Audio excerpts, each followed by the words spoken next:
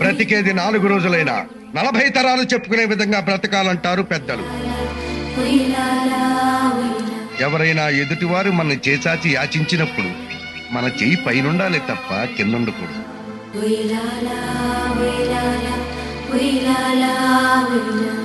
పైన బ్రహ్మదేవుడు ఆదేశించాడు. సెలవు.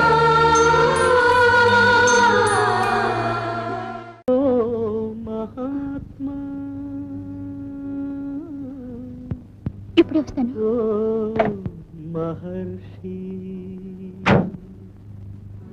ఏది చీకటి, ఏది వెలుతురు, ఏది జీవితమేది మృత్యు, ఏది పుణ్యం ఏది పాపం, ఏది నరకం ఏది నాకం, ఏది సత్యం ఏదసత్యం, ఏదనిత్యం ఏది నిత్యం, ఏది ఏకం ఏదనేకం, ఏది